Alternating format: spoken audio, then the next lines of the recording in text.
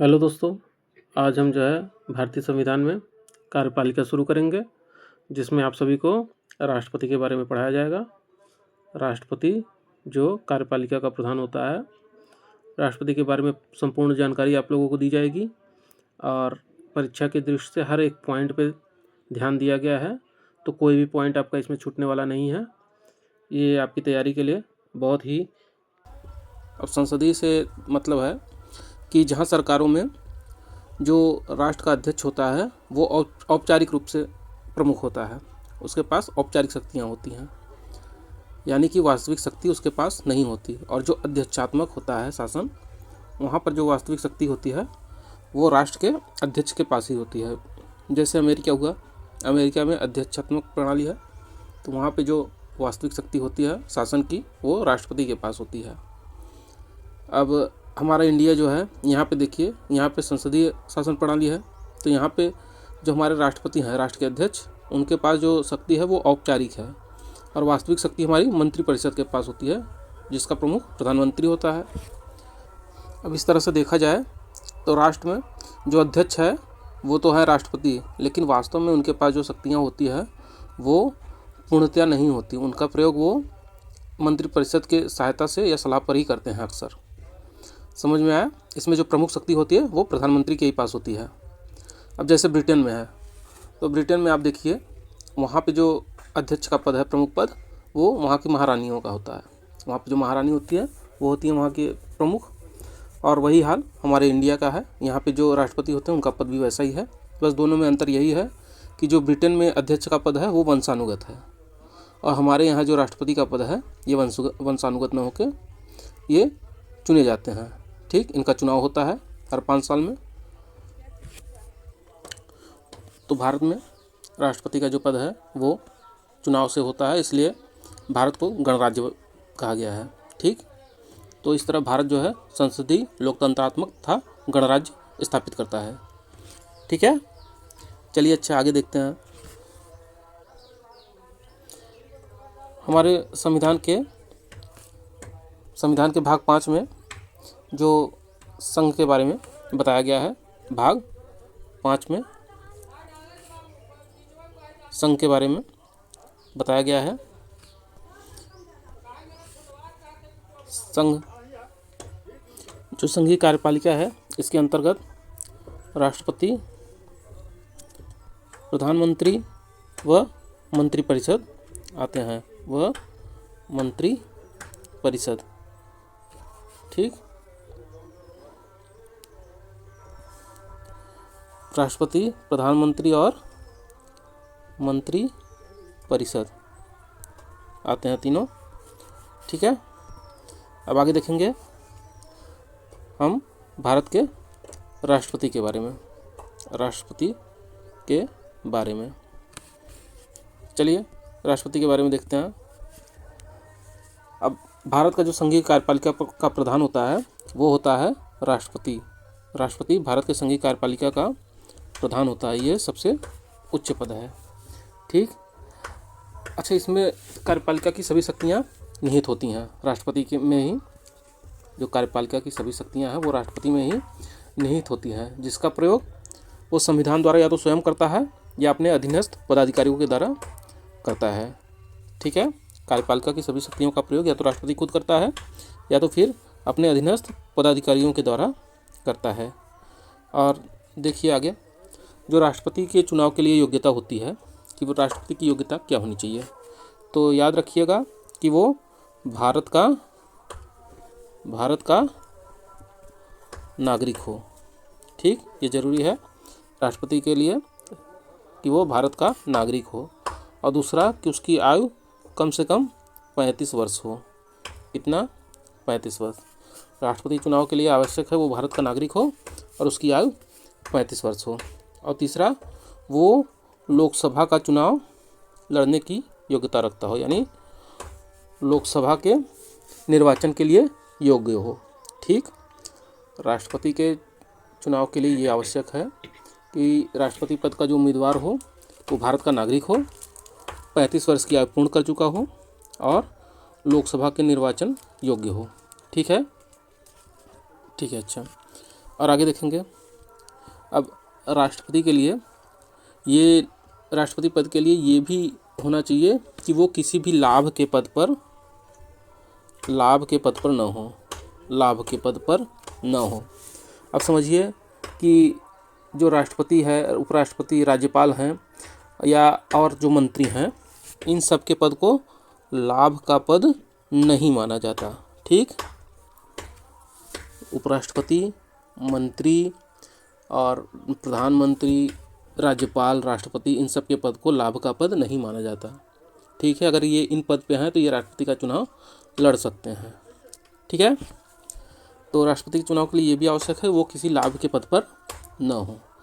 अब देखिए, और एक बात है कि राष्ट्रपति के पद के लिए जो उम्मीदवार होंगे उनका नाम कम से कम 50 मतदाताओं द्वारा प्रस्तावित होना चाहिए। मतलब उनके नाम के लिए 50 मतदाताओं का प्रस्ताव होना चाहिए कि भैया 50 उनके सपोर्ट में है, और वही 50 के द्वारा उनका अनुमोदन भी होना चाहिए। ठीक है, 50 के द्वारा प्रस्तावित और 50 द्वारा अनुमोदित। ठीक है, 50 द्वारा प्रस्तावित। राष्ट्रपति चुनाव के लिए 50 मतदाताओं द्वारा प्रस्तावित और 50 मतदाताओं द्वारा अनुमोदित होना चाहिए, तब राष्ट्रपति पद के चुनाव के वो योग्य होंगे। ठीक है, अब आगे देखिएगा, जो पहले ये संख्या थी वो 10-10 थी, 10 द्वारा प्रस्तावित और 10 द्वारा अनुमोदित। ठीक है, लेकिन बाद में इसे 50-50 कर दिया गया है।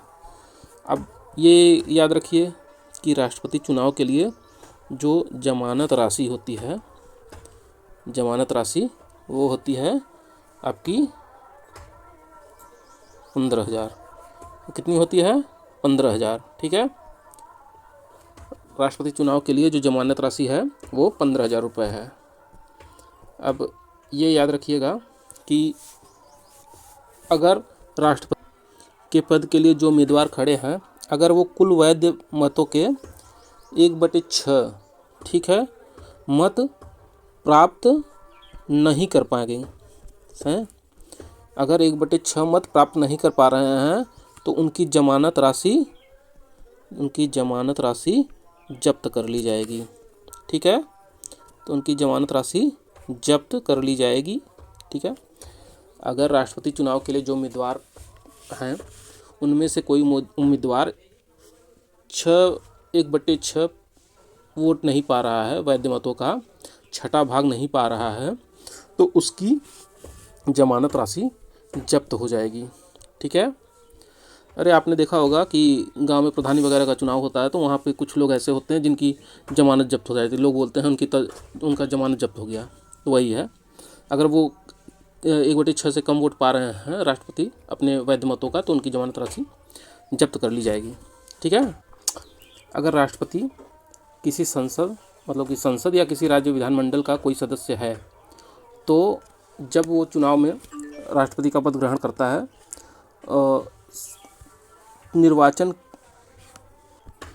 जब निर्वाचन होते हैं तो निर्वाचन की तिथि से ही उसका पद रिक्त समझा जाएगा। समझे, अगर वो संसद का या फिर राज्य विधानमंडल का सदस्य है तो उसका निर्वाचन के समय से ही पद वो रिक्त समझा जाएगा। ठीक है, यानी निर्वाचन के बाद वो कहीं के और पद पे न हो। अपने राष्ट्रपति के कार्यकाल के समय वो कोई और पद ग्रहण नहीं कर सकते हैं। ठीक है, और इसका उल्लेख किया गया है अनुच्छेद 59 में कि राष्ट्रपति अपने कार्यकाल के दौरान कोई और लाभ का पद ग्रहण नहीं करेंगे या कोई अन्य पद ग्रहण नहीं करेंगे। ठीक है, चलिए इसके आगे अब देखते हैं। भारत में जो राष्ट्रपति का चुनाव होता है उसके बारे में अनुच्छेद 57 यह कहता है कि कोई भी व्यक्ति जो राष्ट्रपति रह चुका है वो राष्ट्रपति के पद के लिए पुनर्निर्वाचन योग्य होता है, मतलब वो फिर से जो है चुनाव लड़ सकता है। लेकिन ये संविधान में कहीं नहीं कहा गया है कि वो कितनी बार तक चुनाव लड़ सकता है, इसके बारे में कोई उल्लेख नहीं है। अब जैसे अमेरिका का जो राष्ट्रपति होता है वो ज़्यादा से ज़्यादा 2 बार ही राष्ट्रपति चुना जा सकता है। मैक्सिमम 2 बार, इससे ज़्यादा वो राष्ट्रपति नहीं चुना जा सकता। लेकिन हमारे इंडिया में ऐसा कोई प्रावधान नहीं है। चलिए आगे हम देखते हैं राष्ट्रपति के निर्वाचक मंडल के बारे में। निर्वाचक मंडल,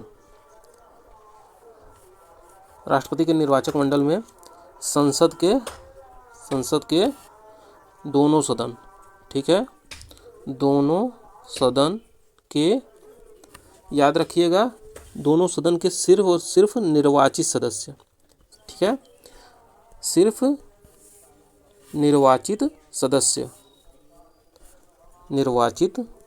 सदस्य, इसमें संसद के मनोनीत सदस्य शामिल नहीं होंगे, और राज्य के विधानसभाओं के, ठीक है, राज्य के विधानसभाओं के, विधानमंडल नहीं विधानसभा की बात हो रही है, राज्य के विधानसभाओं के भी निर्वाचित सदस्य ही भाग लेंगे, ठीक है। ये याद रखिएगा कि राष्ट्रपति चुनाव में संसद के दोनों सदनों के निर्वाचित सदस्य यानी लोकसभा और राज्यसभा के मनोनीत सदस्य भाग नहीं लेंगे, सिर्फ निर्वाचित सदस्य भाग लेंगे, और राज्य विधानसभा के, ठीक है, विधान परिषद के नहीं, राज्य विधानसभा के निर्वाचित सदस्य ही भाग लेंगे। अब देखिएगा 70वें संविधान संशोधन द्वारा राष्ट्रीय राजधानी क्षेत्र जो अपनी है दिल्ली और पांडिचेरी, उसके भी विधानसभाओं के निर्वाचित सदस्य अब राष्ट्रपति के चुनाव में भाग लेते हैं, ठीक है। तो राष्ट्रपति के निर्वाचन में भाग कौन लेगा?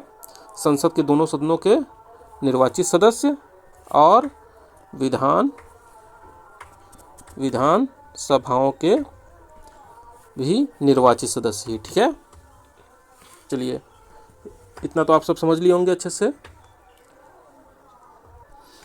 अब ये याद दीजिएगा, जो राष्ट्रपति का निर्वाचन है इसके बारे में अनुच्छेद 54 में उल्लेख किया गया है। किसमें उल्लेख है? अनुच्छेद 54 में, कि राष्ट्रपति का जो चुनाव होगा उसमें संसद के दोनों सदनों के निर्वाचित सदस्य और राज्य के विधानसभाओं के निर्वाचित सदस्य भाग लेंगे, दिल्ली तथा पांडिचेरी के विधानसभाओं के भी निर्वाचित सदस्य भाग लेंगे, ठीक है। चलिए अच्छा, इसके आगे अब देखते हैं हम कि राष्ट्रपति के जो निर्वाचन की रीति है उसके बारे में। राष्ट्रपति का चुनाव जो है वो अप्रत्यक्ष निर्वाचन द्वारा होता है, अप्रत्यक्ष निर्वाचन द्वारा। अब देखिएगा, जो राष्ट्रपति के चुनाव होते हैं इसमें आम नागरिक जो हैं वो वोटिंग नहीं करते हैं, जैसे हम आप वोटिंग नहीं करते हैं, ठीक है। राष्ट्रपति का जो चुनाव होता है वो अप्रत्यक्ष रूप से होता है, ठीक है। और इनके जो चुनाव का विधि है, निर्वाचन की विधि, उसे क्या बोली जाती है? आनुपातिक प्रतिनिधित्व पद्धति के अनुसार ये एकल संक्रमणीय मत प्रणाली द्वारा होता है, ठीक है। और इसका उल्लेख कहाँ है? अनुच्छेद 55 में, ठीक है। राष्ट्रपति का जो चुनाव होता है वो आनुपातिक प्रतिनिधित्व पद्धति के अनुसार एकल संक्रमणीय मत प्रणाली द्वारा किया जाता है। क्या?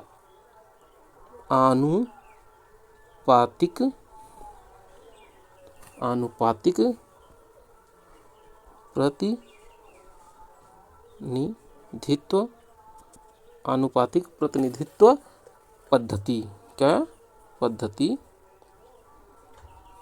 द्वारा एकल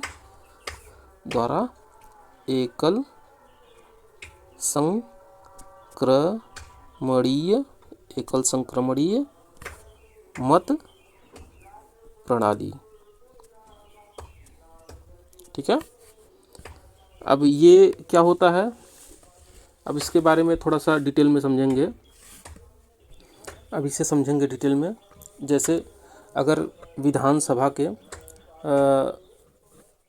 किसी सदस्य के मत का मूल्य निकालना हो तो उसमें करते क्या है, राष्ट्रपति के चुनाव के लिए ये किया जाता है कि उस राज्य की कुल जनसंख्या जो है, राज्य की कुल जनसंख्या से उस राज्य के विधानसभा में जो निर्वाचित सदस्य हैं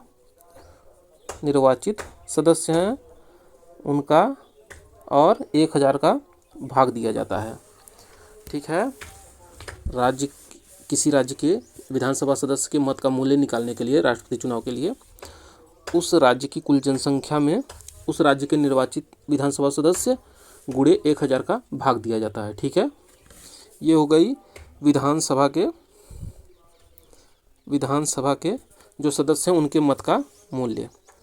और संसद के जो संसद के सदस्य हैं उनके मत का मूल्य कैसे निकाला जाएगा, ये ध्यान रखिएगा। यहाँ पे संसद सदस्य के मत का मूल्य विधानसभा सदस्य के मत के मूल्य से अधिक होता है। तो संसद के सदस्य का मूल्य निकालने के लिए ये करेंगे कि सभी राज्य की विधानसभाओं के निर्वाचित सदस्यों का जो मत मूल्य है उनका योग कर लेंगे कुल विधानसभाओं के निर्वाचित सदस्यों के कुल मत मूल्य का योग भागे संसद के दोनों सदनों के जो निर्वाचित सदस्य हैं, संसद के दोनों सदनों के निर्वाचित सदस्यों का जो योग है उससे भाग दे देंगे। ठीक है, राज्य विधानसभाओं के जितने निर्वाचित सदस्यों का मत मूल्य होगा उनका योग करके संसद के जो निर्वाचित सदस्य हैं उनका भाग दे देंगे, तो एक संसद के सदस्य का मत मूल्य निकल के बाहर आएगा। ठीक है, तो इस हिसाब से जो संसद का कुल मत मूल्य है वो और विधानसभाओं का जो कुल मत मूल्य है वो बराबर होते हैं। तो अगर देखा जाए तो संसद के एक सदस्य का मत मूल्य विधानसभा के सदस्य के मत मूल्य से ज़्यादा होता है। ठीक है, ये तो आपने समझ लिया कि मत मूल्य कितने होते हैं सदस्यों के। और ये ध्यान दीजिएगा कि राष्ट्रपति चुनाव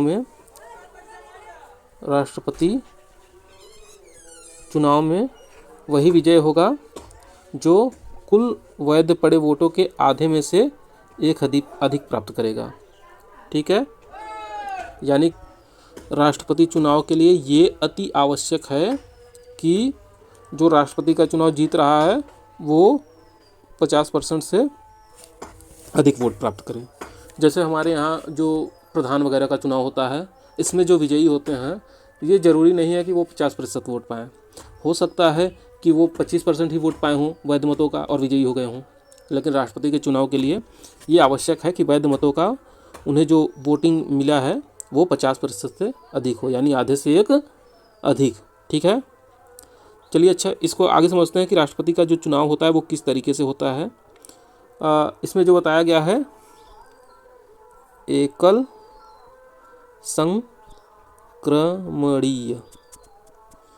संक्रमणीय मत प्रणाली।